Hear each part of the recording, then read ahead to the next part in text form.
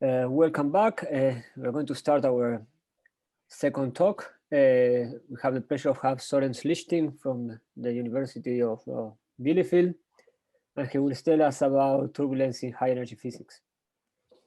Yeah, thank you very much, and thank you very much for putting together such a nice workshop and giving me the opportunity to talk here. So this talk will be somehow a little bit more on the application side. So I will like to talk about some applications of physics of turbulence in high energy physics. And I mean, I must say I've never given such a talk before or really written a paper on this. And nevertheless, some of what I'll be saying will be also contained in these two reviews that are highlighted over here. So that being said, so the outline of my talk is as follows. So I'll start with a sort of little bit of an introduction and motivation for why we should care about physics of turbulence in high energy physics systems. I will then discuss a few examples that where we actually understand relatively well what is going on, which concerns turbulent dynamics in non-abelian gauge theories and also in scalar theories. And then at the end of the day, I'll have conclusions and short outlook on where I think we can go with this. Okay, so turbulence in high energy physics. So this, so to somehow motivate this a little bit further, first probably one should introduce to high energy physicists what is the meaning of turbulence, or likewise to people from turbulence, what are the kind of systems that we have in high energy physics. So if you sort of ask the question, what is turbulence to 5 people, you usually get 10 different answers. Okay, so I mean, it's because it's a phenomenon that has somehow many different facets. However, what I think unites them all is that somehow turbulence is really a state that describes non-equilibrium dynamics, and it's usually associated with the transport of a conserved quantity across somehow a large separation of scales. And so perhaps the most famous or best example to picture this is that of this Richardson Cascade, which is depicted over here. So imagine you have a pot of water and you stir it, then you're somehow injecting energy into the system at some kind of characteristic scale. Okay, and then what will happen is you create these large eddies. They will break up into smaller and smaller eddies until at some point they become so small that there's a dissipation, and so the energy goes away. And so if you have well enough separated source and sink, then what you can find is that in between you actually find a universal behavior which is independent of the concrete fluid, for instance, that you consider. So turbulence also has this aspect of universality between different systems. Now, the way that this can manifest itself in a physical system can be actually quite different. So, for instance, for this Richardson Cascade, I've considered here a system where you're injecting energy and you're also taking energy out of the system due to dissipation. However, this doesn't have to be the case for actually the turbulence to show up. So that would be an example of stationary turbulence. You could also do the same thing where you essentially just stir your pot of water once and then you look at how the cascade develops. And so that would be an example of somehow having, say, decaying turbulence, where you just excited your system at the very beginning and then you look for the free evolution. Now, why should we care about this in high energy physics, or where does this come into play? Well, of course, non-equilibrium systems are ubiquitous in nature, and we also encounter them in applications in high energy physics, say, be it in the early universe or heavy ion collisions or many other systems. Now, what's nice about this is that in many of these contexts, we actually have problems which encounter really a large separation of scales. Okay? There is somehow sort of a difference to the classic turbulent setup, though, is that, of course, if you consider systems like, say, our whole universe, okay, then, well, there's certainly nobody steering up our whole universe. There's also no dissipation. So typically a lot of the systems that we're looking at are actually closed systems, meaning they have exact conservation law. There's no forcing or anything of the like. And so generally what we should expect to see, if we see anything that looks like turbulence, it would be decaying turbulence rather than stationary. So I already mentioned here sort of two concrete examples where such things may show up. So let me sort of say a few more words about this. So one of the examples where we really have far from equilibrium dynamics at very high energy scales actually is our early universe. So sort of a brief history of how we picture this is sketched over here. And so of course it all starts with somehow the Big Bang and then the period of inflation where the universe expanded very rapidly after the Big Bang. And so at this point somehow the universe, so the whole energy of the universe was actually contained in in some more or less coherent long-range field. The exact degrees of freedom we don't really know about this. Okay, and then it goes on to the later stages of somehow producing matter as we know it, producing galaxies and so forth. So one of the questions you may ask in this regard is, well, say at the end of inflation, at some point we have to produce all the matter around it as we know it, right? And so you may ask the question is, how is the standard model matter that is produced from somehow the degrees of freedom that were there early on, and also how does it equilibrate sometime between the end of inflation and the latest point where you actually need near equilibrium matter would be Big Bang nucleosynthesis, where you form our elements. Another example of somehow far from equilibrium system that's created also at very high energies is appears in high energy heavy ion collisions. So in contrast to the universe, that's a repeatable laboratory experiment. So what you do there is you take heavy nuclei such as gold or lead and accelerate them to nearly the speed of light. So the energies are hundreds to 1,000 times the rest mass of the nucleus, and then basically collide them head on. And what that does is, of course, it creates a highly excited state of strongly interacting matter. Okay. And so one of the questions one would like to understand there is how such a new state of matter, where actually the fundamental degrees of freedom of the strong interactions, the quarks and gluons, how a plasma of these degrees of freedom is actually created from the very far from equilibrium state that you create in this violent reaction of somehow smashing together two atomic nuclei. And so while certainly the examples of these two systems motivate a lot of the studies that I will show you, I will discuss neither of these two examples in somehow full detail. Okay, so this is a little bit of a disclaimer, but I will use them as a motivation to somehow tell you a little bit about simpler systems which actually relate to these, where we have actually understood very well now how turbulence play a role, and so that these studies have a sort of a clear connection to turbulence. Okay, so that being said, let me introduce a little bit of the theoretical tools that we're going to use. So generally, when we're talking about systems in high energy physics, then usually the way that we formulate our theories is in terms of quantum field theories, right? So generally, all the systems we know are described by interacting quantum field theories. And of course, if we want to study turbulence or want to study any kind of dynamics, we have to deal with real-time dynamics in these quantum field theories. Now, this is a notoriously difficult task, and so generally for somehow high-dimensional systems with many degrees of freedom, as we have them, there is actually no exact way to study non-equilibrium dynamics in an interacting quantum field theory. Okay, so we don't really have ab initio tools that allow us to study this.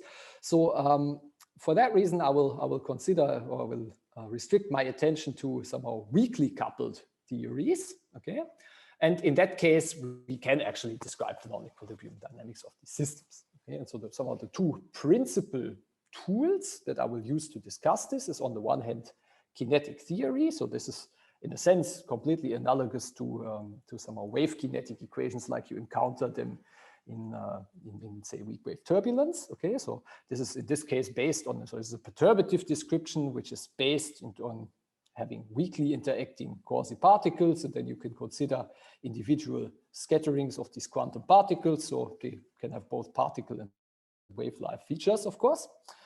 The other approach, and so this we will use for both somehow numerical studies as well as also somehow the standard type of turbulent scaling analysis. The other approach that I'm going to use is is only applies to sort of a limited regime in quantum field theory. That is, if you have highly excited quantum fields, then you can actually describe their dynamics semi-classically. And so in that regime, okay, you can, at least for quantum fields of bosons, which can have a high occupation number, you can describe them in terms of classical fields, and classical field equations is of course something that you can solve numerically, okay, and so that's going to be the other sort of principal tool of investigation, which is non-perturbative in nature. So if you have both descriptions applying, then of course you learn a lot also by somehow comparing them and using these classical field simulations as a cross-check of your wave of your kinetic description. So loosely speaking, if you're a turbulence person, then you can think of kinetic theory as being your weak wave turbulence kinetic equations, and your classical field theory simulations would be analogous to, say, if you study fluid turbulence by solving the Navier-Stokes equation. Okay, so that being said, so let's dive right in, and let's look at some of the first examples of manifestations of turbulent dynamics in high energy physics systems. And so in the first part, I will focus my attention on turbulence in non-abelian gauge theories. So particular, the theory that we will study, or that we will look at, is the theory of strong interactions, which is described by quantum chromodynamics. So I've written you down here the act, or the Lagrangian of quantum chromodynamics. Okay, I assume some of you have seen this before. So let me just say that, okay, somehow in this theory, the fundamental degrees of freedom are, on the one hand, self-interacting gauge bosons. So these are the gluons, and then we also have light and heavy flavor Dirac fermions, which interact with the gluons, or to gluon exchange. Okay. Now, in principle, this theory is, even though you can write it down very shortly, it's unbelievably complicated. In particular, at low energies, it has essentially non-perturbative features where you actually don't see the fundamental degrees of freedom directly. They are confined into bound states, which are neutral under the gauge charge. There's all kinds of symmetry breaking phenomena going on. However, the good thing is that if you go to asymptotically high energies, and the typical scale here is somewhere on the order of GeV, okay, then the theory actually becomes weakly coupled, and in principle at asymptotically high energies becomes a free theory, and that's where you can then invoke a weak coupling description. So I should say that somehow to describe physics at present collider facilities, we're not really in that regime. Okay, so there the weak coupling description is somewhat of a stretch, but certainly if you think about going to energy scales of the early universe, then this may actually not be all that bad. Okay, so if you stick to somehow treating this as a weakly coupled theory, then to leading order in the strong coupling constant, which I don't think I'll actually quote it anywhere, but if so, it'll be denoted as G. Okay, the dynamics of the system of quarks and gluons is then described by a set of relativistic Boltzmann equations. So that's just like a standard kinetic equation, where in principle you have the free streaming of quarks and gluons. Okay, and then they can also interact with each other through elastic and inelastic interaction processes. Okay, and so while I motivated this here for studies within the context of quantum chromodynamics, essentially all the considerations that I'm telling you about, they will equally apply, say to other non-abelian gauge theories, so other SUN non-abelian plasmas. Okay, so let's have a closer look at somehow what this kind of theory looks like at the level of a kinetic equation. Okay, and I mean, it's actually rather interesting because somehow the effective kinetic of theory of QCD actually has a few quite interesting features. So first of all, well, since we're at high energies, we're essentially dealing with ultra relativistic massless quasi-particles. So there's the gluon, and there's three light flavor of Dirac fermions. So you have the U, D, and S quarks and antiquarks. Okay, the interactions in this theory are scale invariant. Okay, so that's of course nice from the point of view of analyzing turbulent properties of these interactions. Okay, and one thing which makes this somehow very interesting or very, I think, in a certain sense unique is that if you look at the kinds of interactions that can appear already at leading order, you have both elastic, so 2 to 2 particle number conserving, and inelastic, 1 to 2 and vice versa interactions contributing at the same order. Another feature that I didn't write down here is, of course, that since we're dealing here with quantum fermions and quantum bosons, right? So we have the usual, usual quantum statistics. So we have bosonic and fermionic degrees of freedom. Okay, so in particular, the kinetic theory encompasses both the classical particle as well as the classical wave limit in the various conditions. Okay, so let's look at a little bit. Let me tell you a little bit more about the kind of interactions that play a role here. I didn't bother to actually write down the collision integrals. Let me instead tell you about the kind of physics that you have. So on the one hand, you have this type of 2 to 2 interactions where essentially a quark or gluon can interact with another quark and gluon to the exchange of a gluon. Okay, and so this is somehow, this is in a sense relatively similar to having essentially a Coulomb interaction between 2 charged particles. In particular, it is so because these particles are charged under the SUN gauge charge that actually they can interact to so to say long range fields. Okay, so there's a lot of interactions with a small momentum transfer. Okay, but in the medium, this is of course screened by a dynamical screening similar to essentially device screening. Okay, and so when somehow considering the dynamics of the system, one actually has to kind of self-consistently take into account the fact that these interactions are screened inside the medium. That's so to say why there's a little bit of a blob here. Now, the fact that there's sort of many interactions with a very, very small momentum transfer also then leads to the fact that you also have these inelastic interactions appearing at the same order. Okay, so if you look at some of the corresponding diagram, you may naively think, well, okay, there's an additional vertex appearing, so maybe they are suppressed by a power of the coupling constant. But this is essentially compensated by the fact that these interactions with a very small momentum transfer happen very, very frequently in the medium. Okay, and so when you're a charged particle and you get scattered, then you are accelerated. So every time you encounter a collision, you can basically radiate. Okay, and so you have this nearly collinear sort of Bremsstrahlung processes. Okay, which then also appear at leading order in this description. Excuse me, how is the charge conserved in the second reaction? It looks like something wrong. It looks like something. Well, so these double arrows are kind of symmetrically representing all the possible patterns, right? But well, one charge cannot go into 2, you know. No, it's not a abelian charge, so that's why it can actually, right? So this could be say you make this a gluon, then you can have 2 gluons out. Oh, here. Gluon. Yes, you're talking about gluon. Yeah. So this could be a gluon going into 2 it's gluons. Not quark, it's gluon. Yes. Yeah. Or you could have a quark. So the possible processes are you can have a gluon splitting into 2 gluons. You can have a quark radiating a gluon, or you can have a gluon splitting into a quark anti-quark pair. Yeah. Okay. Sorry, this just schematically illustrates this. Yeah. And so in fact, it turns out that, because you have all these kind of scatterings with a very small momentum transfer, in fact, you have to, during sort of a single splitting process or a single radiative emission, actually, you can encounter not only one scattering, but you can encounter many, many scatterings.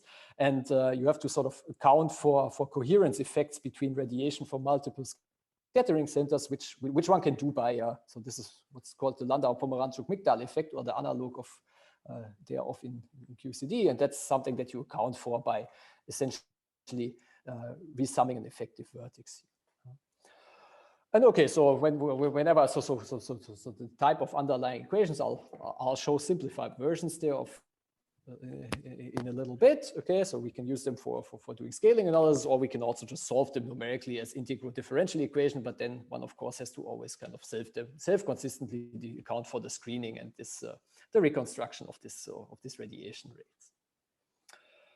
Okay, so now having introduced the somehow the sort of the structure of one of the theories that we'll be looking at, and so that's the theory of strong interactions. That will be what would be relevant to describe the dynamics of a heavy ion collision. I have a short question before we move further. Yeah.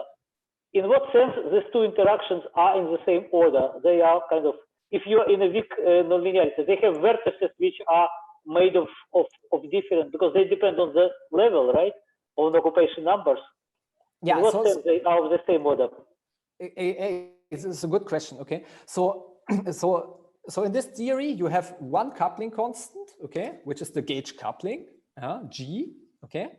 And so in principle, the Bayer 4 vertex goes as G squared, and the Bayer 3 vertex goes as G. Okay, so they are of different orders, right? No, they are of the same order. They are of the same order in G. So both of them are of the order of actually G to the 4. Okay, and the reason that these are of the order of G to the 4 is precisely that, I mean, in principle, you have one more power of the coupling constant here, but this is compensated by the fact that one of the intermediate, actually this leg here, this one of these intermediate propagators goes as 1 over G squared, essentially. Okay, so you put your part, so essentially what happens is you're the charged particle, you get a small kick. This you get very often. This sets you slightly off shell, and then you can split. Yeah, so in the limit where the coupling goes to 0, they're formally of the same order. Yeah. But then depending on what regime you are, what your regime of occupations you are in, or what's your energy, what's the energy of the particles you're considering, they may have different importance. Yeah. Okay.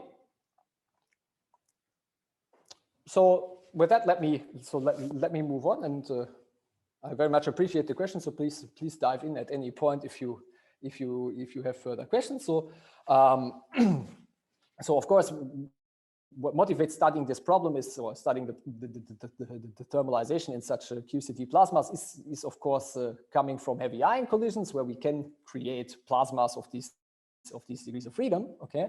However, what I'll do in the following is I'll actually not address this rather complex problem of thermalization in a heavy ion collision, but instead I'll focus on the simpler example of just considering a homogeneous and isotropic plasma in QCD. Okay, and so this is then, so if you do this at the level of a kinetic equation, then this is essentially similar to studying weak wave turbulence in a statistically homogeneous and isotropic medium. Okay, so the question that generally we would like to ask in that context is, say we have somehow an initial state, which for instance could come out of the collisions of heavy nuclei, where we have some far from equilibrium state. So for instance, we may consider a state where we have a large number of low energy excitations. That's actually roughly the way the initial state in a heavy ion collision looked like. And we would like to understand how this system evolves towards thermal equilibrium as an isolated system. So there's no external influence. So sooner or later, the system will actually thermalize, but what can happen in between somehow can be highly non-trivial. And that's of course what we want to understand. And in particular, okay, if you look at such a far from equilibrium state like I've sketched it over here, then you would have a situation where, say, at the beginning, all the energy is concentrated in low energy degrees of freedom, okay? Whereas in equilibrium, it's kind of carried by degrees of freedom with energies on the order of the temperature, okay? And so if you consider such a type of system, actually what you find is that equilibration of the system will require a transport of a conserved quantity, namely the energy across a large separation of scales. And so you may ask, well, what is the kind of how do I know the equilibrium state? Well, of course, if I consider an isolated system, it's easy to determine, right? So if the system is closed, then the final equilibrium state is already known. It's just determined by the conserved quantities of the system, which for QCD would be the energy density and the amount of valence charges that you have. So we'll mostly be talking about the energy density. Soren, can I ask a question really quick? Yeah, sure. What do you mean by homogeneous and isotropic here? Like the far from equilibrium state is already homogeneous and isotropic? It's statistically homogeneous, right? So the system looks the same at every point in space and at every point in space, okay? And it looks isotropic. I mean, it looks the same in each direction that you look at. So that's okay.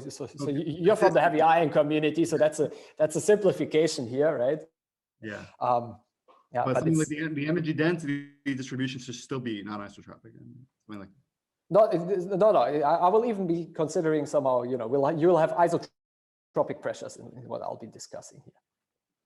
Okay, but you can still be far from equilibrium, right? In what sense are you far from equilibrium then? I'm sorry if that's a naive question. You're far from equilibrium in the sense that, for instance, in your initial state, right, energy is carried only by very low energy particles, okay? Or consider another example, all the energy is carried by high energy jets, okay? That would not be an equilibrium state, right? Yeah. So it's a non-equilibrium in momentum space, so to say. Okay, all right, great, thanks. Yeah. Okay, so this actually brings me to my next slide. So the types of systems that we'll be, that we want to look at are systems which are somehow, which are really far from equilibrium in the sense that, you know, somehow energy is not carried by modes on the order of the temperature, but somehow different modes. Okay, and so essentially there's somehow, if you stick to systems which are characterized by a single scale, there's essentially two qualitatively different type of far from equilibrium scenarios that did. So the one I've already alluded to, so that's what we'll call an overoccupied system. And so an overoccupied system somehow looks like this. So this is kind of, if you look at the phase space distribution as a function of the energy or momentum, they're of course the same. Then initially all your energy would be carried by some very low energy, by a large number of low energy degrees of freedom, with somehow typical energies much smaller than the equilibrium temperature. And so what you would have to achieve in this case for the system to thermalize is that the energy has to be transported from these low energy excitations to these high energy excitations. Okay, and so that's a typical state that you would, actually at the beginning of a heavy ion collision, the system kind of looks a little bit like this. It would also be a typical state that you would get if your system was subject to instabilities in your earlier time evolution. The opposite, you can also consider somehow the opposite limit. That's what we call an underoccupied system. So there, instead of the energy would be carried by a very small number of very highly energetic excitations. So you have this few very highly energetic guys with energies much larger than the temperature. Okay, and so this is also something that in principle plays a role in QCD. So this is very similar to having a high energy jet, which is something that is produced from a hard scattering in a collision. Okay, so what we'd like to understand is how these kind of systems thermalize, and whether there's anything interesting about this, say for instance any universal patterns emerging. Okay, and so let's investigate this. So the first case I'll look at is this case of an overoccupied QCD plasma, and so in this case we have a large, we can have a large phase-space occupancy of our gauge bosons, of our gluons. Okay, and so then we're in the fortunate situation that this is actually something that we can simulate in terms of classical field simulations. So really genuinely non-perturbative simulations of the nonlinear field dynamics. Okay, and so the way the system evolves roughly looks or can be roughly characterized as follows. So there's a lot of studies doing this. So if you look at the evolution at very early times of such a system, then of course this will somehow strongly depend on the initial condition that you actually consider, and it can be essentially non-perturbative, featuring instabilities and the likes. However, what happens is, because the system somehow features, so to say, a large phase space occupancy, okay, the interactions in the system are very rapid at early times, okay, and so very quickly the system actually forgets the details of its initial state, and then at intermediate times the evolution actually becomes insensitive to the initial conditions. And so if you look, for instance, at moments of the phase space distribution, I'll show the phase space distribution on the next slide, then what you will see is that at early time somehow you still have a lot of low energy particles, which then kind of smoothly move out towards higher momenta. So thereby kind of the energy initially is carried by these lower energy excitations, and then as time moves on, which kind of goes down here, energy is transported towards the ultraviolet. And as you can see from somehow investigating here the behavior at different times, actually the state of the system that you observe at these different times doesn't really change very much. And in fact, you can actually scale all these distributions on top of each other. So this is even showing examples here for two different gauge groups, SU3, which would be physical QCD, SU2, which would be say, for instance, the electroweak interactions. Okay, And but the point is that very shortly, actually, after the system has essentially undergone one or two scatterings, okay, you forget the details of the initial condition, and it enters a regime where actually the dynamics is self-similar, so meaning you can scale all these distributions on top of each other, and so that, for instance, the distribution of gluons in the system at a given time can be described in terms of a stationary distribution for this phase-space distribution. If you just measure the typical momentum of the particle in terms of kind of the typical scale where the energy sit and the typical amplitude of this distribution in terms of the characteristic occupancy of hard particles, okay? And so it turns out that both of these again somehow follow a power law. So the dynamics can actually be entirely described in terms of some very simple scaling exponents which take these values, and the stationary scaling function, which has, well, if you consider moments, has this form. In principle, it's some kind of power law, and then it dies out exponentially.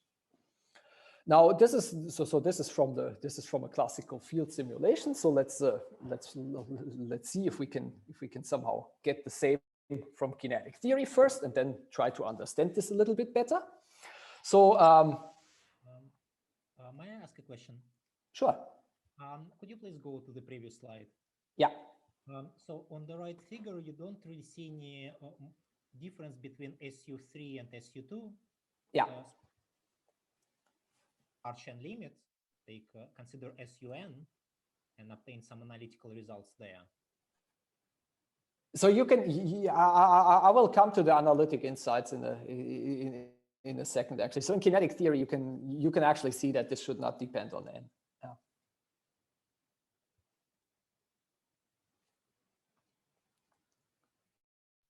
Okay, thank you. Okay.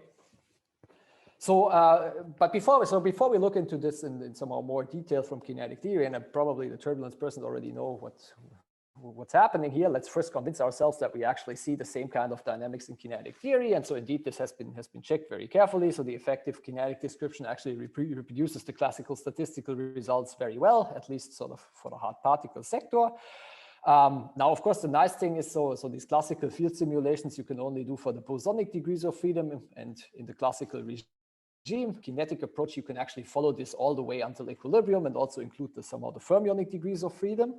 And that's what we essentially did over here. So this is again showing you now the phase-space distribution of gluons. On the right, we have the phase-space distribution of quarks. And so what you can see for the gluons, starting with this huge population of low energy degrees of freedom, very quickly the detailed shape of the spectrum is forgotten. You kind of find an approximate power law spectrum here, which then dies off.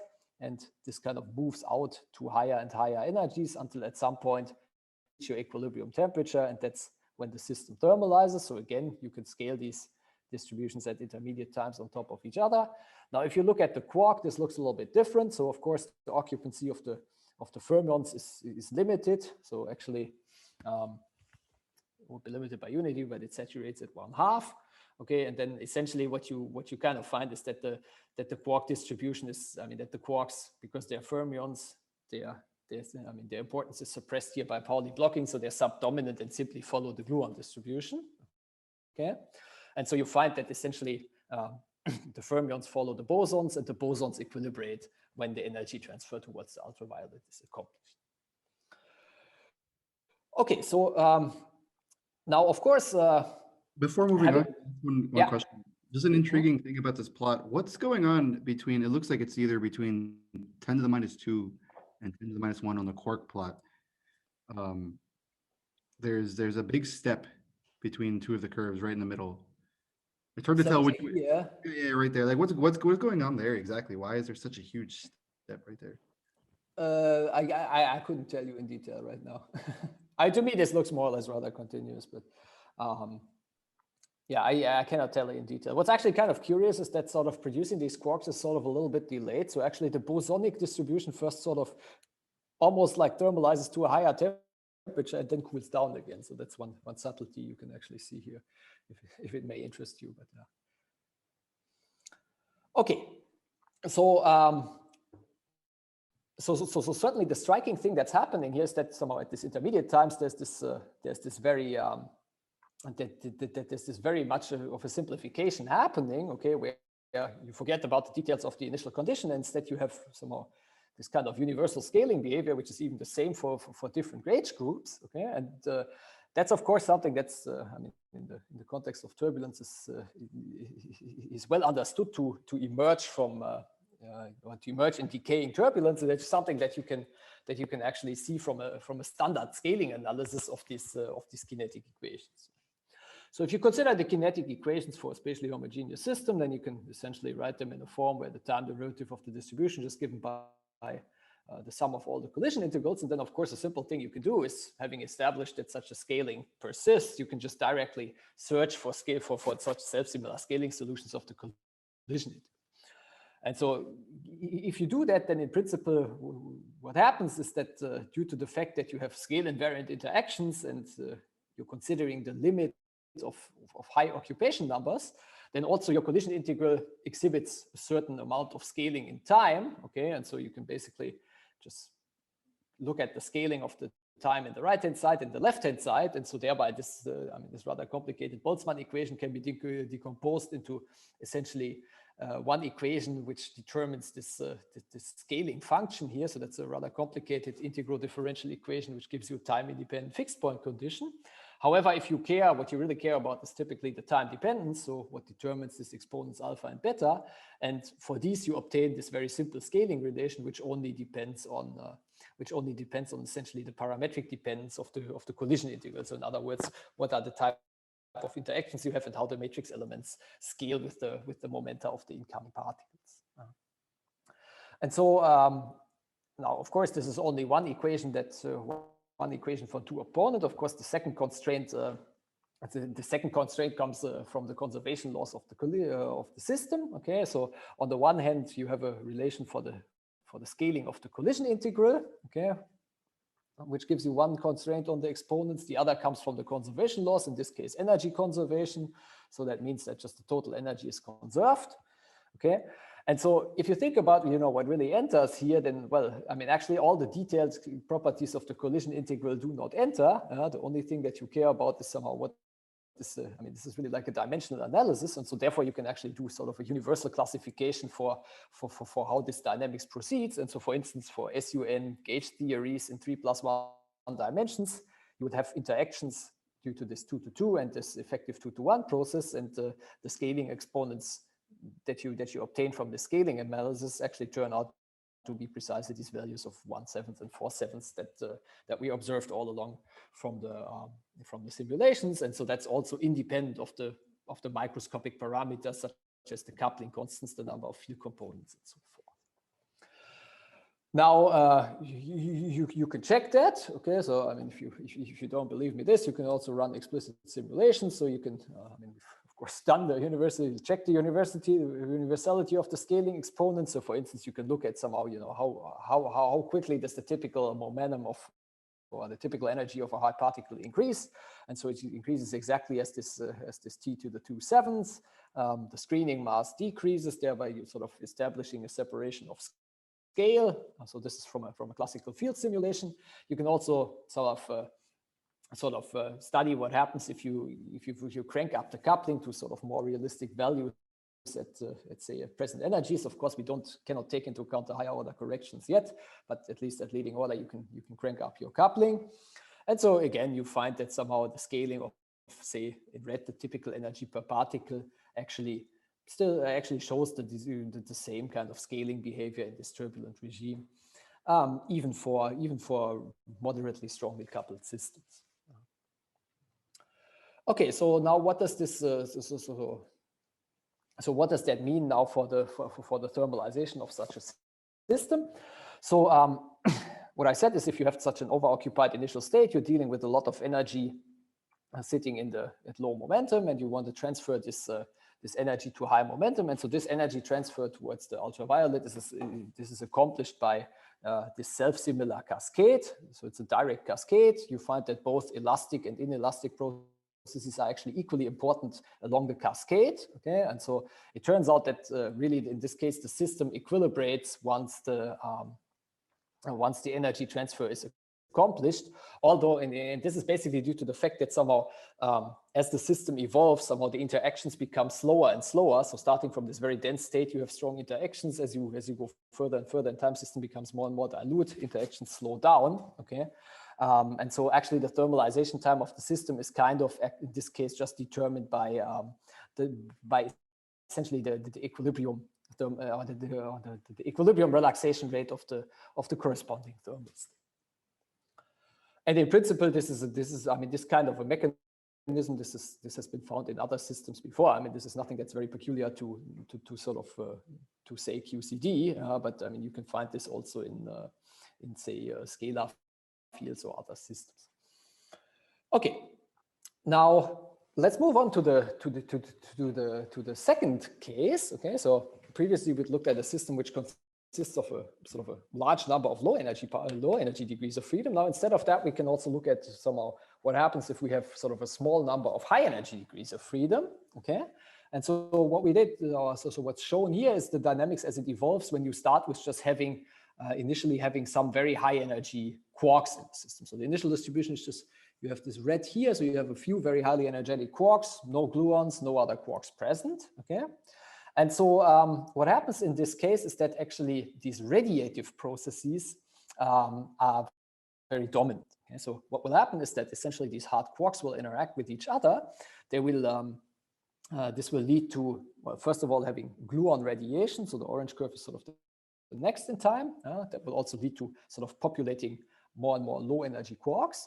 And then this low energy sector that you populate, okay, this will actually have time to thermalize. Okay, so as you move on in the dynamics, essentially you will continue to emit radiation, okay, which then in turn, so to say, heats up this low energy sector, okay, and this essentially proceeds until the point where essentially all your hard particles in the system have disappeared. So this you can kind of see here in the last stages, okay, and then you just continue heating up your, so to say, soft thermal bars, okay, by essentially transferring the energy of these hard particles to the soft bars and then thereby heating up the bar. So this is sort of a radiative breakup process, and the basic steps is that the hard particles emit soft quark and gluon radiation, the soft quarks and gluons thermalize and form a thermal bars, and then there's actually, as we'll see shortly, there's an inverse energy cascade which deposits the remaining energy of the hard particles into the soft bar. So this process, so really the way that this process in this case is driven is by successive radiative emissions, okay, and so very much, it's kind of a mirror situation of the previous problem. So in this case, you need to transfer energy from high energy degrees of freedom to low energy degrees of freedom, and that is actually associated with the emergence of an inverse energy cascade from your hard scale all the way to your soft scale. And so the way you can picture this is, say, for instance, you start with a gluon, that gluon splits, okay, and then very importantly in this case, actually the formation time of the next splitting, so the rate of the next radiation to take place is actually larger. So immediately once this has formed, it will kind of split again, and thereby sort of energy is just transferred all the way to sort of the soft scale. So since the radiation rates increase along the cascade, this energy flux actually is scale invariant within some inertial range of momenta, which are somewhere between the temperature of the soft bars and the energy of the hard guy. And so what that means is that actually every time you encounter such a splitting, essentially this energy is directly flushed all the way to the soft scale, thereby heating up the bars. You can actually investigate this, so you can actually calculate the energy flux in this kind of things. Okay, and so what you see is that, okay, so at high energies there is an energy flux. Then at intermediate ranges you have really for a long time an approximately scale invariant energy flux, and then at low scale it again varies. That's where your energy is accumulated. And so in this case, you really in having this kind of process, you really recover standard features of weak wave turbulence if you really go to problems which have a sufficiently large scale separation. So how does this look like, for instance? So one of the things that you can see is for instance the emergence of the Kolmogorov-Zakharov spectrum. So this in this case is given by p to the -7/2, and you can actually see this here. So here you have a nice 7/2 power spectrum. In the quark it's a little bit harder to see, but you can kind of guess between that in between here you would realize it for a transient period of time. Okay, and in this case, this is actually relatively easy to determine. Okay, because as I told you, what really dominates are somehow just having these radiative emissions. Okay, and so if you somehow properly simplify your kinetic equations, just taking into account these radiative emissions, then you can actually quite easily determine Kolmogorov-Zakharov distributions. So if you look, for instance, at the energy distribution, which would just be the phase space factor p cubed, so p squared from the phase space, p from the energy for quarks and gluons times their phase space distribution, then you can write down actually a linear set of equations that describe just the emission of radiation. Of course, there's all the processes also happening in the background, and so essentially you get a coupled equation for the evolution of the gluons and the sum of all the quarks. Okay, so there's various kind of cross terms. These kernels describe the specific properties of the radiation that happens, and then very importantly you have factors here of say this 0 over root x or this 1 over root x here, okay, which relate to essentially just the radiated, so the energy dependence of the radiation.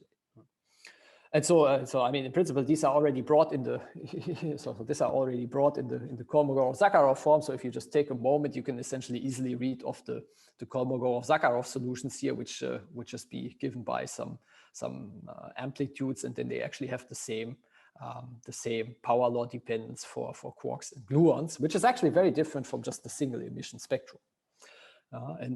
So of course, for people working in the field of turbulence, this is obvious, but maybe not for us high energy physicists. So actually the fact that the way that you realize such a Kolmogorov-Zakharov spectrum actually again does not depend on the details of this of what is the energy distribution in a particular splitting, but it really only relies on the fact that you have a characteristic energy dependence which goes as 1 over the square root of energy of these rates for the radiative emission to happen.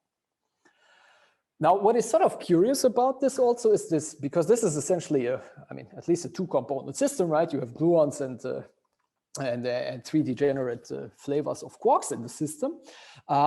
It turns out that actually for this Kolmogorov-Zakharov spectra to really be a stationary solution, okay, actually the okay, I have some. Let me move there. Actually the ratio of these amplitudes has to be fixed, okay, and it essentially has to be. It is essentially determined by having a balance between the process where a gluon splits into a quark-antiquark pair or a quark or antiquark radiating a gluon.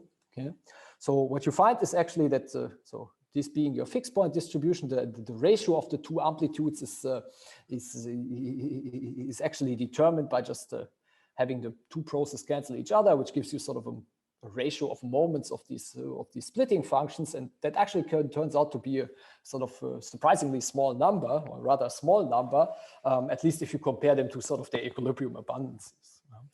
And so indeed, if you sort of look at ratios of the energy distributions as a function of the momentum fraction in units of the initial energy of your hard particle, then what you find is that, of course, for the hard particles themselves, it depends on somehow whether you look at a hard quark or a hard gluon, okay, but then there's sort of an intermediate range of momenta where actually for quite a substantial amount of time, this ratio of the chemistry is very close to this Kolmogorov ratio, whereas it's sort of low momentum, you find that, okay, it slowly goes towards the equilibrium value, which is, I don't know what it is here, 0.3 or something like this.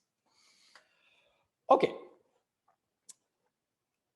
So let me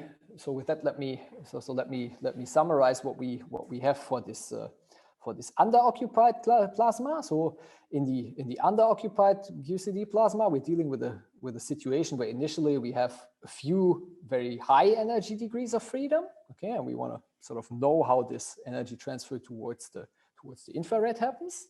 And so what happens here is that we have this radiative breakup via an inverse energy cascade. So we have this emission of soft radiation, which triggers sort of an inverse energy cascade, where essentially the energy every particle that's emitted into the cascade, it just kind of flows down, its energy flows down along the cascade all the way to the temperature scale. There it thermalizes and you heat up this thermal bath, and essentially this continues until essentially all the hard guys have lost all their energy, and then that's when you reach thermal equilibrium. And so in this case, it's actually, so if you care about the, one of the things you typically care in this business is sort of how long does it take for the system to actually equilibrate. In this case, it's the actual equilibration time that you obtain is actually not set by the equilibrium relaxation time. In this case, the process is actually delayed, and this has to do with the fact that sort of for high energy particles, just their interaction rates are smaller. They are parametrically suppressed by 1 over the square root of the energy. Again, this is the typical scaling of this radiative emissions. Okay, so if you look at the time scale that equilibration is accomplished, that's related by a relative factor of the initial energy of the hard particles relative to sort of the typical thermal relaxation. Okay, so then in the last part, and this will not take that much time anymore, let me now move away from thermalization in QCD plasmas. Of course, there's a lot more you can do in QCD plasmas. So for instance, if we actually want to describe heavy ion collisions, you have to deal with anisotropic systems and so forth. But of course, life becomes more complicated. So instead, let me say a few words about turbulence and scalar field theories. And this is a problem that in principle is actually interesting from a point of view in cosmology. And the reason for that is that in a lot of the models where you realize a successful inflation, this is actually realized by scalar fields. And so the reason for that is if you consider somehow a scalar field with a large field amplitude, which is kind of slowly moving its potential, then this can give you a negative pressure, and that's what you essentially need to realize a period of exponential inflation. So the typical situation that you would then be interested in is that somehow at the end of inflation, so when this kind of field starts to roll down its potential, actually most of the energy is contained in a essentially spatially homogeneous inflaton field. So you would have a non-vanishing expectation value of the 1-point function, which I'll call here phi bar naught. Okay, so this is kind of depicted over here, and it's essentially still maybe slowly rolling down its potential. Okay, and then you would like to know, okay, well, starting from that state, how do you produce the rest of standard model method? Okay. Now, of course, this crucially depends on how this field couples to the rest of the standard model, and that's in principle physics that we don't know that well, okay, or we actually don't know at all, okay. And so for that reason, I'm also not going to talk about this problem in great detail, okay. So since the inflaton potential and the field content is not really known, okay, what I'll just do and show you here, I'll consider essentially the simplest possible example where essentially all you have is this is such a scalar field, okay, and I'll consider the even more simple example where the scalar field is massless and just experiences some quartic self-interaction. And this is actually a nice problem, because then if you assume that, okay, you quickly transition to a radiation-dominated universe, okay, then studying this problem essentially becomes the same as studying thermalization of such a scalar field theory in just a static box, okay, and so that's, truth being said, that's how I'll talk about the next 5 minutes or so. Okay, so let's see what happens. So we're going to look at essentially thermalization of scalar fields in just a box, okay, motivated by this perhaps bearing some relevance to thermalization of these scalars in the early universe, okay. And so initially all that energy is contained in just a sort of a homogeneous scalar condensate, if you want so, with sort of tiny vacuum fluctuations around it. And so essentially what will happen is that sort of once this field starts to oscillate in its potential, then it will interact with the vacuum fluctuations, and this will actually trigger an instability, okay, whereby fluctuations in a certain range of momenta or wave numbers grow exponentially. So that's called a parametric resonance instability. I mean, the equations of this are similar to just having essentially a swing, okay. And so what this will lead to is essentially a very explosive period of particle production within within one narrow range of energies. Okay? And so this growth in principle continues, and it continues until the point where essentially interactions between the particles, the scalar particles that you have produced, become of equal importance, such as this unstable production. Okay, and so the first thing this will do is will sort of create copies of this resonance band. Okay, but then at some point, as you reach essentially non-perturbatively large occupation numbers of these scalar particles, okay, these self interactions will take over. Okay, and you're basically again in the system of having now in the state of having now an overoccupied system, but this time of a scalar particles. Okay. Now, I've told you before, we've used kinetic theory to describe sort of weakly coupled QCD. Now, in this case of the scalars, the viable models that you would care about in cosmology are actually truly weakly coupled. Okay, so you should be able to use similar tools. And indeed, if you want to at least capture the dynamics of hard scalar particles, then you would do this in terms of a leading order kinetic description, where in this case you would only have essentially 2-to-2 interactions. So you still have ultra relativistic massless particles in this case. You still have scale invariant interactions. However, what's the crucial difference here in the scalars is that actually particle number changing processes, they are highly suppressed for weakly coupled theory. So they come with an additional power of the coupling, or the coupling squared action. And so this is very important, okay, because what this means is that in addition to somehow the energy density that you have, is you have an additional conserved quantities, namely the particle number, if particle number changing interactions are suppressed. And so you can expect new phenomena due to the effectively conserved particle. And so indeed, what the way that the system accommodates for this is that, so this is again now showing you somehow an evolution of the phase-space distribution as a function of the energy of these particles. So here initially these particles are produced at sort of this resonance peak. Okay, so the way that the system accommodates for this additional conserved quantity is that actually instead of realizing a single turbulent cascade, it realizes two cascades at the same time. So these particles which are produced here at some kind of characteristic scale, so maybe let's look at the blue one, that scale actually shifts in time. The energy of these guys is transported towards the ultraviolet, and that's of course what you need for the system to thermalize.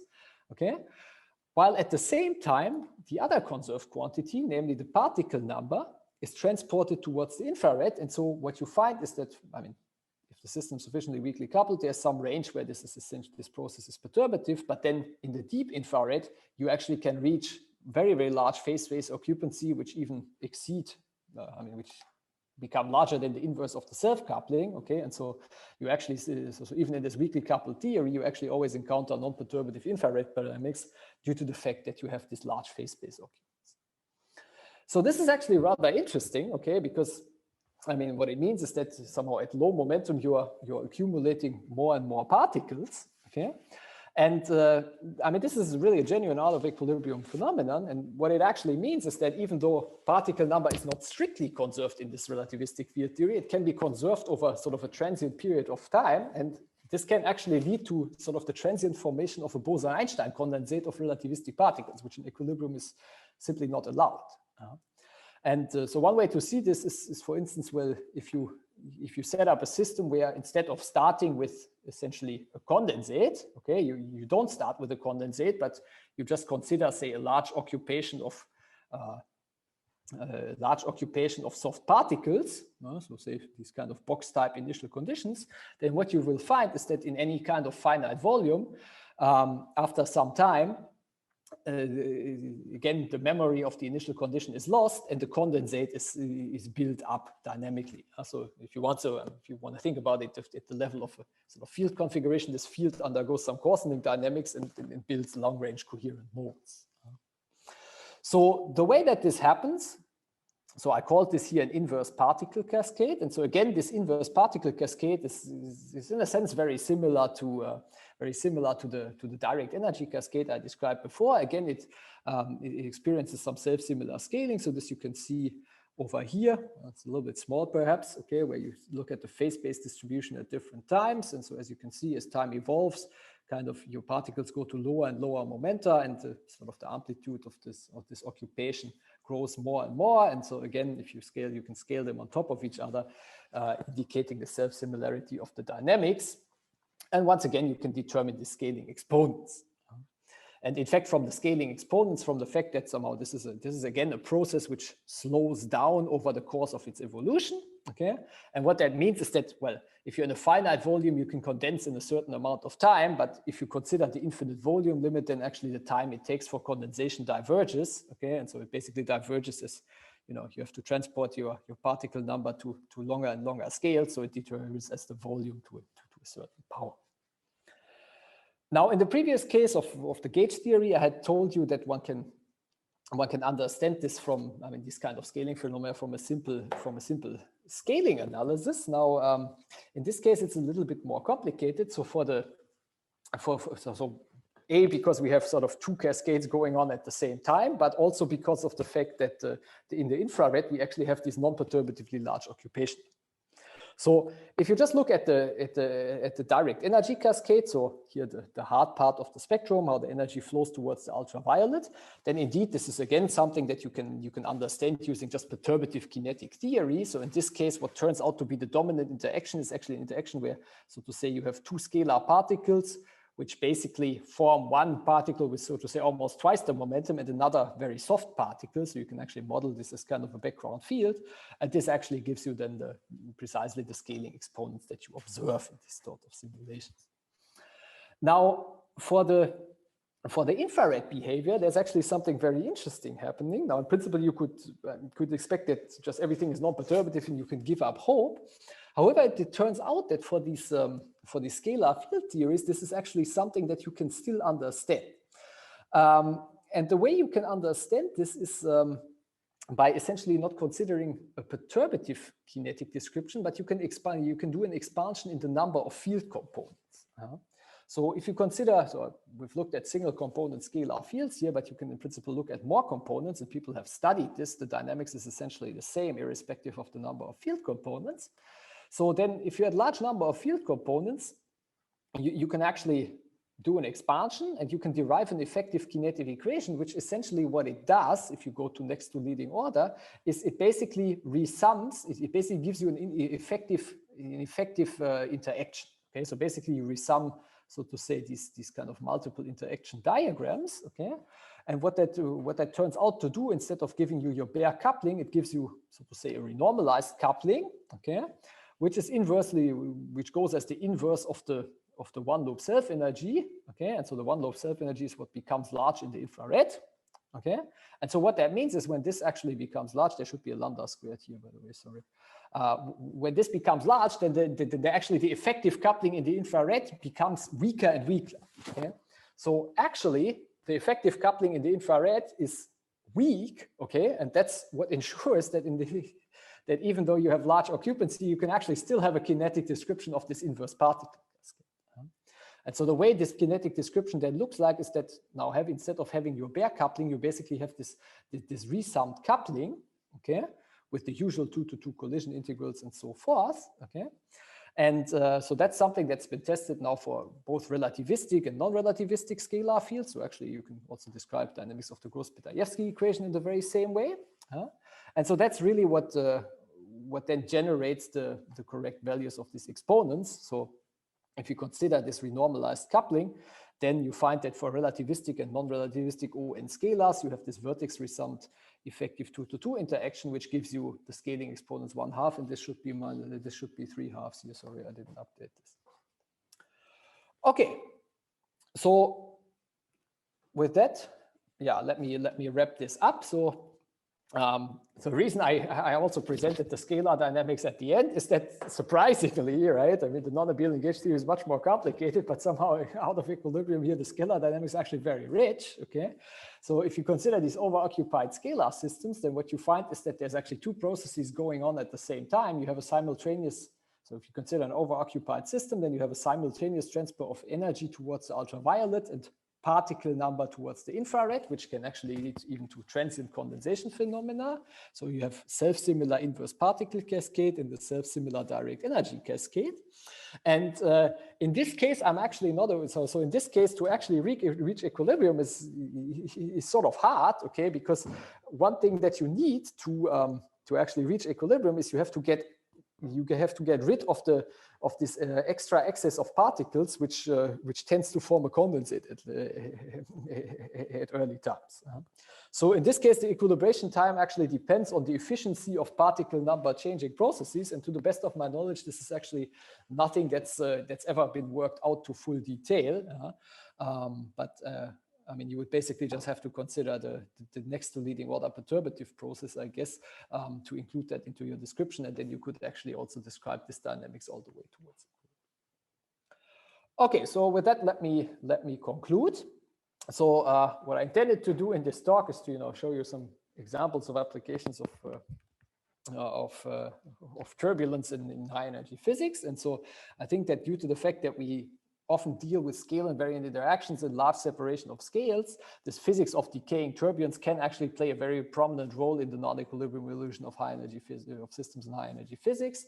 The way that this typically works is that we're dealing with initial value problems where for systems which are far from equilibrium, okay, and then so essentially what can happen is that on their way to thermal equilibrium, they exhibit some features of decaying turbulence. So in our community, sometimes this is called a non-thermal fixed point, where they can display universal behavior before relaxing towards equilibrium.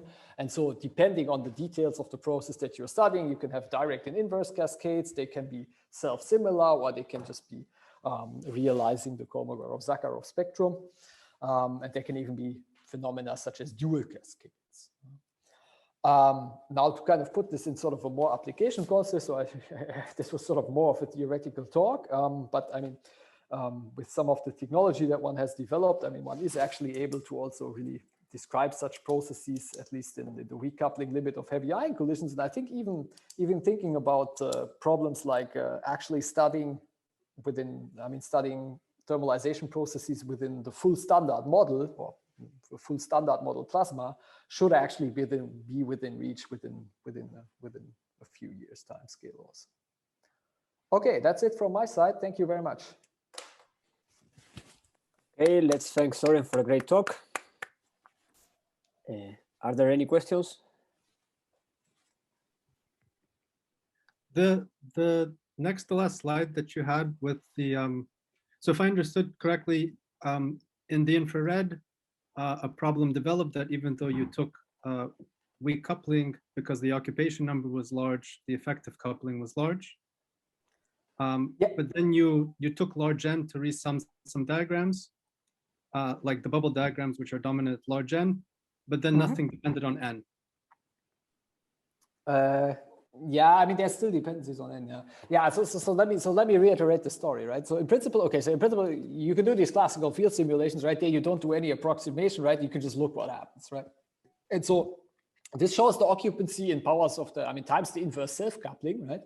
And you see you have this regime, okay, where the occupancies exceed the inverse self-coupling, actually in some cases by far. And okay, I mean, that's usually where perturbation theory breaks down, right? Because kinetic theory is an expansion in both the coupling, but also the coupling times the occupation number, because that's what you need to sort of say, okay, well, 2-to-2 processes are more important than, I don't know, 500 to 500 processes. Now, indeed, I mean, so if you don't now consider expansion in the coupling, but you consider expansion in the number of field components, okay, then you can do these resummations, and it turns out, though, I mean, it just turns out so that if you do this and you consider this renormalization of the coupling in this way, that actually describes the dynamics very, very well, even for the single component theory. Although there you would, in principle, not really have a not really have a reason to expect that this works so well. Well, okay, I mean, of course, you're resumming a lot of diagrams.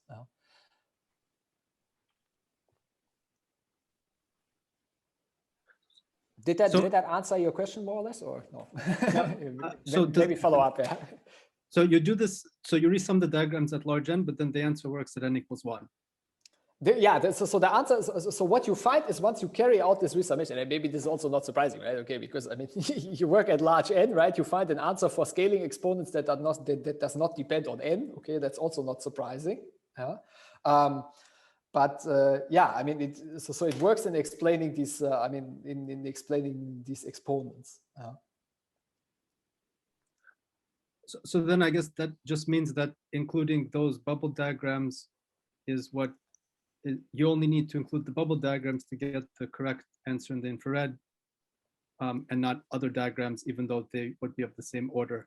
Yeah, probably. I mean, this is kind of what I would expect, right? So I mean, if you want to have sort of the correct scaling, okay, then that's easier to get than, so to say, get a full quantitative description of the dynamics, right? I mean, of course, if you want to have a full quantitative description of the dynamics, you probably have to include more, at least if you're in the single component theory, right? Yeah, I mean, usually for exponents or so, right? I mean, it's the same in. I mean, for scaling exponents also, this 1 over n expansions don't work so badly, right? But if you actually care about numbers, then usually 1 over n is, I mean, usually the corrections are pretty large. Yeah.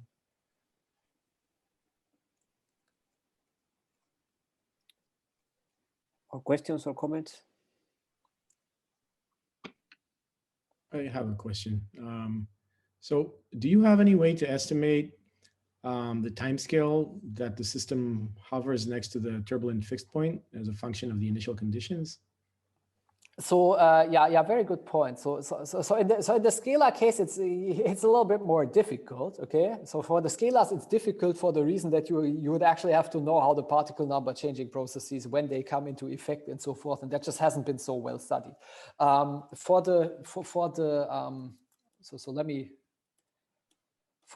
For say the overoccupied gauge fields, it's in principle very simple. Okay, so basically there you realize that, I mean, basically you stay close to this decaying turbulence state until you have accomplished the energy transfer to the UV. Okay, so essentially once your occupation numbers become of order unity, that's also when the energy sits at the temperature scale. Then that's when the cascade stops. Yeah, because I mean, essentially you have accomplished what you needed to accomplish, and then the system just thermalizes. So do you expect that if they're all squished at the in the infrared, it'll be longer? Because it'll take more time for them to go. I don't know, to go to the. No. So at the beginning, it doesn't matter what you do actually. Okay, so it just matters. Okay, where do you sit? I mean, what is your initial scale? But I mean, the way this dynamics works, and this is maybe not, I mean, not so well. I mean, all these times are logarithmically ordered, okay? So you spend a very short time in this state, and then the evolution of the system really slows down as you evolve, okay? So if you were to play a movie, it would evolve very quickly at the beginning and then would go slower, and then the last thermalization actually takes the longest time. Yeah? Mm-hmm. Yeah, but yeah, you can, I mean, basically parametrically, the time scale it takes there is the same time. I mean, the time scale it spends in this turbulent state is the same time as it takes to thermalize. Yeah. Okay, thank you. Yeah, which we know as a function of the initial condition. So this you can just work out, right? So this is just, depends on initial occupancy and initial scale, essentially. Yeah. Thank you.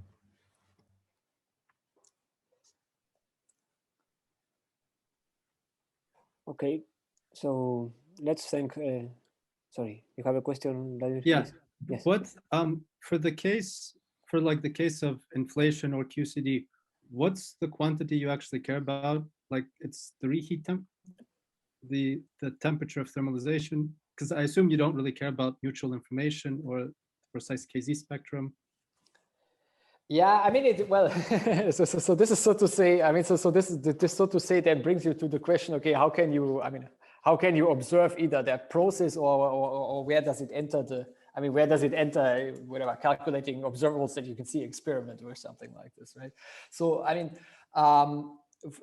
for the case of a heavy ion collision or so, you would usually care about applicability of hydrodynamics. So so there the complication is that if you look at a real heavy ion collision, you're dealing with very anisotropic systems, and so there's a component of just pressure isotropization that you would care about. There is actually aspects also, if you look at, say, for instance, you can also measure electromagnetic radiation that's emitted from a from the plasma created in heavy ion collisions. There you would actually care about, so to say, details of the phase-space distribution. For the case of say you want to look at thermalization of the early universe, you'd probably care about the reheating temperature the most. And I mean, in principle, the only thing that you could probably really observe is somehow if there's anything that's changing in the expansion dynamics. So in that case, you would mainly care about the equation of state of the system. And when when you do the calculations, you take weak coupling, but in the actual experiment, it's not weak coupling. Does this just change the exponent by some amount which you can't really calculate, or does it do something qualitative? So one of the things that happens if you go from more weakly to more strongly coupled systems is that in the more strongly coupled systems, it becomes very hard to so to say realize a far from equilibrium state for a significant amount of time. Okay, so typically the kind of things that you see, I mean, you actually kind of see it in. I had a plot of this. You kind of see it over here. Okay, so there's a weakly coupled system, and then you crank up the coupling. So if you have a weak coupling, okay, you have a long time. You can have large scale separations. You have long times that you spend in these turbulent stages. Whereas if you start to crank up the coupling, things get sort of more washed, and at some point you just kind of relax to equilibrium quicker. Yeah. So what tends to occur is that the more strongly coupled you make the system, essentially just the less of a role this type of physics plays, because if you take a system that's very strongly coupled, then if you don't drive it out of equilibrium, how is it going to stay out of equilibrium for any significant amount of time, right? So that's what tends to happen. I see. So I guess then you would say strong turbulence in QCD is not experimentally. Oh, I see. It's not really relevant. It's unless you're. It's not like stirring a tank of water, because what would be very interesting to do, actually, as I kind of alluded to, right, in these. So the problem is the following, essentially, right? So you can try to study here non-perturbative dynamics of gauge fields also by just simply, setting up an initial condition, say, where you have, huge occupancies of gauge fields, right? And this really addresses a regime of nonlinear field dynamics. And in principle, if you can somehow sustain this for a significant amount of time, right? Then and study its properties, this would probably teach you a whole lot also about, how to improve on perturbative descriptions and so forth. What are the kind of resummations you would have to carry out and so forth. The problem is that if you just let the system evolve freely and it's, it's very strongly interacting, it's not going to stay like that for a long time. So from that perspective, it would actually be very interesting if you could realize it with a sort of a strong forcing, okay, to make it really non-perturbative. To realize essentially, some kind of strong turbulence to forcing. The problem with doing that sort of, then you can no longer stick with weak coupling, so you'd have to do it at the level of the field equations, but you'd have to think of, essentially gauge invariant forcing, which is probably a complicated issue. I think it's possible, but it's probably hard to do numerically. And if you take a large N theory, like you'd had phi to the fourth at large N, can you study strong turbulence there, or is it still always weak turbulence because you still have to take the coupling? You still have to take the coupling to zero. It's just the effective coupling, which is lambda N, which can be finite if you do large N. So this infrared cascade here is actually something that I would call strong turbulence. Okay, this has a non-trivial 4-point function, which is, for instance, essential to describe the dynamics, right? So this is. And what would be the if you took classical phi to the, is there a classical analog? If you took a classical large N phi to the fourth, right? Would you say you can derive strong turbulence there? Yeah. Then. What's the question? Sorry. The question, if we take a classical theory, is there a context where you can derive the scaling exponents for classical turbulence? So what do you mean? What do you mean by classical turbulence? Like fluid turbulence or something like this? Or? No, like in Falkovich's talk, so he was writing wave turbulence, and then there were some equations, the kinetic equations, but those equations were only valid when the coupling is weak. But you say you can sort of go to stronger coupling by summing some diagrams. Okay, I see. So you want to do, so you want to do, say, like a classical scalar field or so at large coupling, right? Yes. The point is, at the classical level, the coupling, if you just take classical field equations of motion, the coupling actually scales out. Yeah. You can scale out the coupling strengths, and it's really coupling times occupancy that's the relevant parameter, right? So basically, if you have a classical equation for scalar fields, you can basically just redefine your field variables, and then somehow lambda, well, I think it's root lambda times phi that matters, or something like this. So whenever lambda f is large, this means your theory is strongly nonlinear, and that's precisely what's happening here. Yeah. Yeah. But it seems that in this case, with this bubble chain resummation, you actually seem to you seem to capture this very well. Yeah.